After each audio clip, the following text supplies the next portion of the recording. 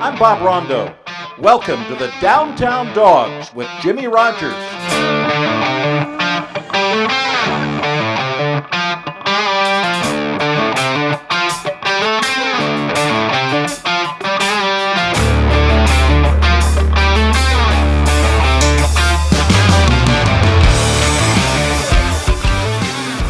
All righty, we got Winston Kelly. Yes. The best linebacker in the history of University of Washington. I've been saying it for years, but it was validated last week by Dick Baird. He's been there for a while. Yeah, that's... we all know Joe Kelly from the Orange Bowl. Yes. Yeah. We know he was in the Super Bowl, but that's nothing. That is absolutely nothing. Yeah, Joe Kelly. Pales in comparison, baby. You want to hear something really cool? Joe Kelly has housed over 2,100 kids over the last 2 decades, kids at risk, abused, neglected children. And now that's rarefied air. You know, it was great. You know, just I think it was a natural fit. My dad had worked with kids, and just so happened the year that I did retire, went home to Los Angeles, and a friend of mine, mother owned group homes. I had a friend of mine that I played with in New York, Pepper Jenkins. He played a couple years, and he went back to LA, and he was working in group homes. So in '93, when I went home, played for the Raiders, he was working in. That's how I got, because I had no idea what group homes were. So once I retired and went home to my buddy's little housewarming, and his mother-in-law did it, and I knew for whatever reason that's what I wanted to do. I had people asking, did I want to coach? Kind of wanted to get away from football, and went back to Cincinnati, had some properties, and that was in '98. Got it started Cinco de Mayo, 1998, and we've been going. 23 years, yeah. So that was my first question, was how you got started. We all knew, all your teammates knew that you were bound for greatness. I mean, before you really, I think you're fresh from your freshman to sophomore year. Did you grow a couple inches? And Yeah, I put on a couple pounds. I came here, Jimmy, I was 182. Playing middle linebacker. So high school, you must have been a running back. I was fullback, played fullback and linebacker.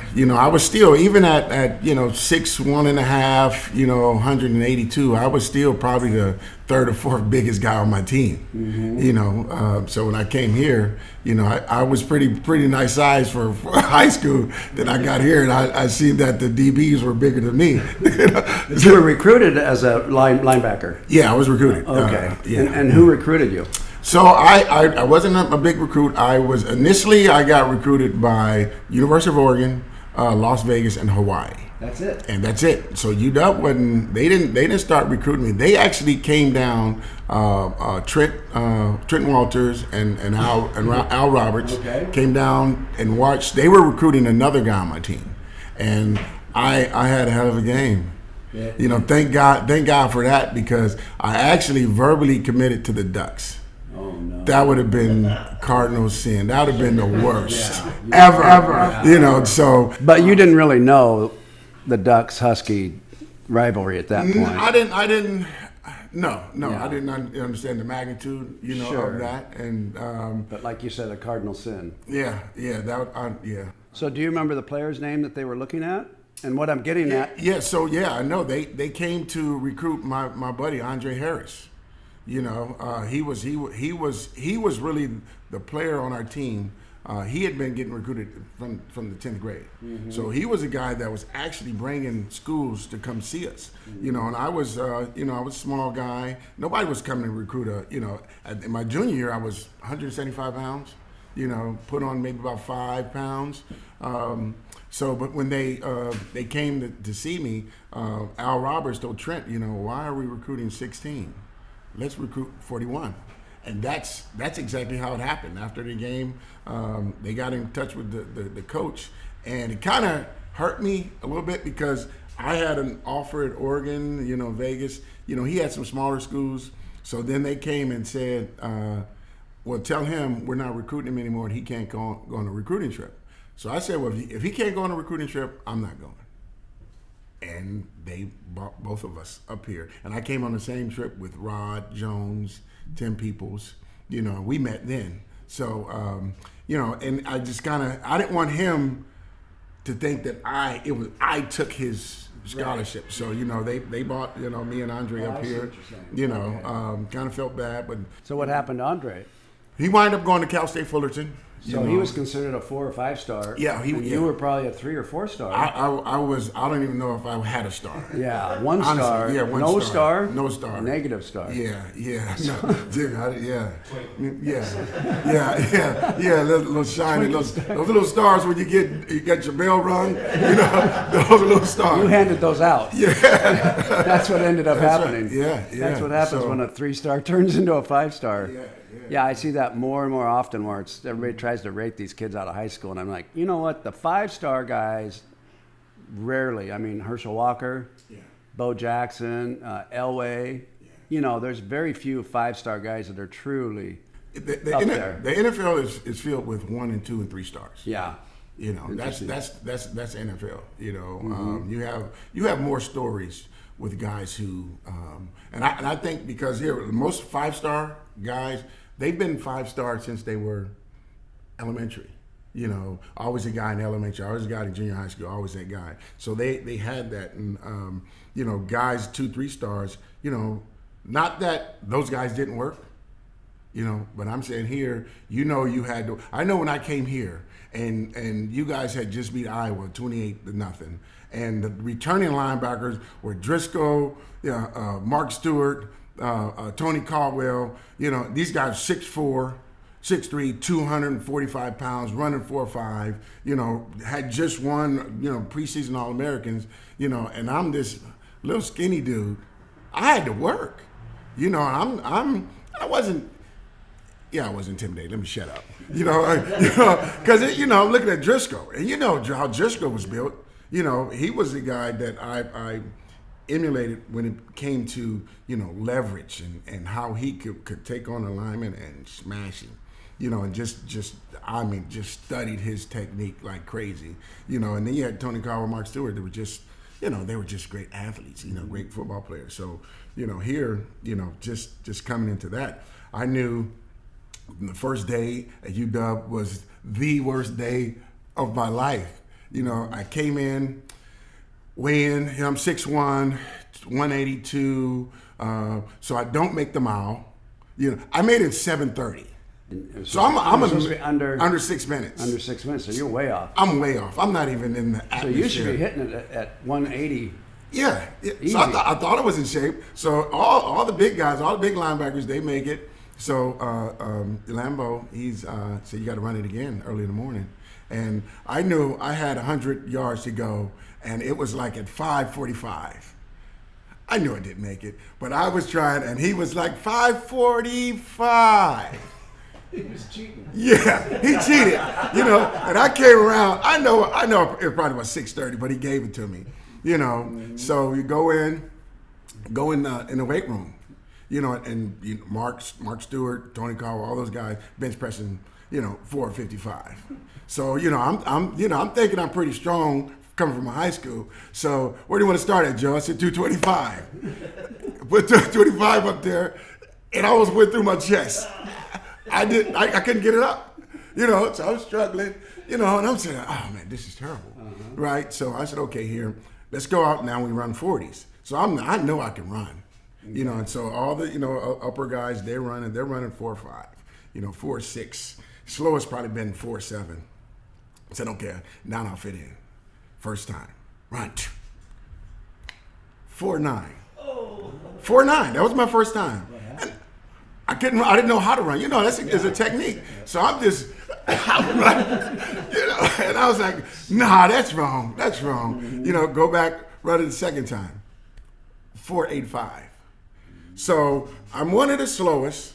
I'm definitely the weakest, and I'm definitely the smallest. That was the first day, So I go up to the dorm, call my mom, and we get our grandmother, grandmother online. I need prayer. Really. And I was like, maybe this big college thing, Not for me. Not for me, But they Ramos said a prayer for me, man, and I knew I could play football, and once I put on the pads, I think the first rep I got was obvious, against the first team. Scout team defense. Yeah, First team offense. First team offense. So Chris, the fullback, 31. What was Chris James. Chris James. First play ISO. I thought I killed ISO for everybody's isolation. Isolation. One-on-one fullback. Yeah, so fullback comes and gets the versus inside linebacker. And I was praying that they ran a play like that so I could redeem. I had to redeem myself somehow, and they ran a fullback lead, and I totally annihilated Chris. Now, he didn't just annihilate him, because I've seen Joe on ISOs, and I watched the USC film from your junior, maybe sophomore year, and everybody did their job. The linemen did their job, the defensive line did their job, and the play is constructed to come down to the linebacker and the fullback, and the tailback is going to go one side. Yeah. All the fullback has to do is make you go one way or the other. And Joe Kelly would come up, and the guy would drop to his knees. It was like a knockout punch. It was like Ali. The dude would drop, and Joe would hit the linebacker. So that's the ISO Joe Kelly I remember. Yeah. And that was my because this guy just started in the Rose Bowl. So here I'm playing, I'm practicing against. These guys beat Iowa. So here, every time I would, get a rep, you didn't get a lot of reps. So I knew every time. It's a Rose Bowl fullback. Yeah, it's a Rose Bowl. It's a Rose Bowl champ. We were preseason number one. We had. I think that was probably the biggest. I think there were 22 five-year seniors returning, or something. I mean, 13, 14 guys got drafted. I know it was something. Yeah. It was a lot. So it was great knowing that I could play with these guys, fit in, and at the same time being able to learn what it was to work, because I thought I knew how to work out. I thought I was in shape, and I thought I was strong when I came here. And I realized I wasn't strong. I didn't really know how to work out. And then going through that, and then the spring came. We had the spring mat drills. And that. You're still a freshman. Still a freshman, yeah. Going into your sophomore year. Going to my sophomore year, and mat drills, as you know, those are held in the spring, and we're inside the gym, working out. But you must have done well at mat drills. Oh, I loved it. Yeah. I was.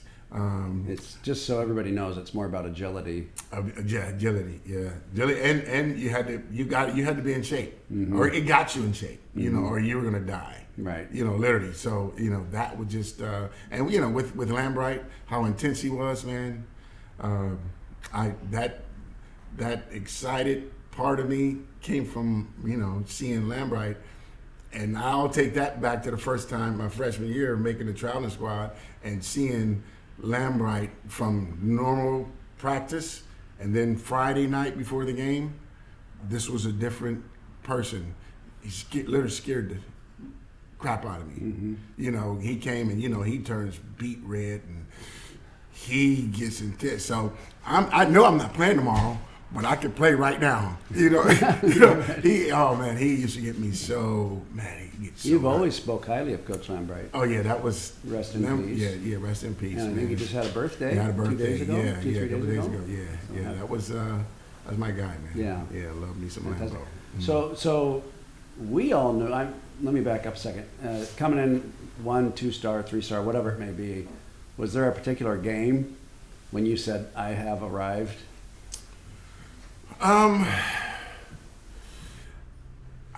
It was, my sophomore year, and I was just fortunate to be able to play early because Joe Krakowski got hurt. Okay. Because if Joe didn't get hurt, I don't know how soon I would have played, but because Joe Krakowski got hurt, I can't remember exactly what game, but just getting sophomore in there. Year, though? It was my sophomore year. Okay. And I think I want to say I started maybe the first 5 or 6 games, and before Joe got healthy. But just getting that experience, and just experience of what it was like to run down our tunnel and then actually play. So if you don't mind, real quick, while you're talking about the tunnel, can you compare coming out of that tunnel to? I mean, you played in the Super Bowl. 2 different dynamics. Two different dynamics, but the same. You know, Okay. here, coming down, you know, and getting playing for the Bengals and getting introduced in the Super Bowl is just an unnatural high. But coming down the tunnel, just coming down the tunnel every home game, to me was just. I mean, it would just get. I'm getting fired up right now, you know, really, because it's, you know, first time coming down there, you're a freshman, you don't know, and then we're coming down and we're behind the team, and then, you know, they start the chant, the say who chant, and I don't know, because we didn't practice that. You know, that started in the tunnel. We didn't during camp. Nobody sang that song, and I'm getting that freshman, and it's a pretty good song. Joe's referring to say who, say the dogs ain't bad mother truckers, Yes, right? Yes. So we would start out low. First of all, we would wait. Coach James would make us wait till the visitors got in the tunnel. Yes. Now they have two separate tunnels for both teams. Yeah. Back then, we'd wait till the visitors. Now, when you travel, so everybody knows, the travel squad has 60 people. Yes. But when you're at home, it doesn't matter if you played high school football. Yeah, If you want to turn out and hang in there, Yeah. you get to dress down in Seattle. So you have 160 people. Yeah, in that tunnel. So You know, Don James, Coach Pease would make sure the visitors got in the tunnel first. We would pack it in right behind them and start the say who chant. Yeah. And the game sometime was over in the tunnel. In the tunnel. In the Yeah. tunnel. You know, you can see how intimidating, you know, they have 60, we're double that numbers coming down there, and they're in the tunnel and we're behind them, and you know, it's like some salivating dogs, man. You know, oh man, you know, and I believe it really, you know, intimidated, you know, some teams. You know, definitely. just hearing that, man. So that was Well, can you imagine some of the teams that came in that weren't, you know, the same caliber? yeah. Oh yeah. And now yeah. they're like, first of all, what are we doing here? Yeah, And then they yeah. hear this chant. Yeah, It's who like, put us what on this the- schedule? Yeah. Let's get out of this tunnel. Yeah, yeah. Get the hell out of here. Oh man, it was. Get you back know, on the bus. Yeah, yeah. It was nothing like it, man. Who It's- was your host that weekend? What player? Fred Small. Freddie Small. Yeah. Just yeah. Fred? Fred and Tony. Tony Okay, Rowan. Fred and Yeah. Tony Rowan. So you were picked up at the airport by Alan Stover? Do you remember? I can't remember. Because you came up with it. Because Alan told me that It he might have picked been up Rod Jones, and Tim Peoples, Yeah. I think Andy Fuyamono. Yeah, Fuyamono. Andy And was so on you that. must have been, because he would purposely go down I-90 so he could come across 520 Yeah, so the yeah. players could see. See the stadium. And Alan Yeah. would be looking in his rearview mirror, and he said every player was like looking at the Oh my stadium. God, yeah, Oh my gosh, yeah. I'm going to play there, or this Yeah. is where I can play. yeah.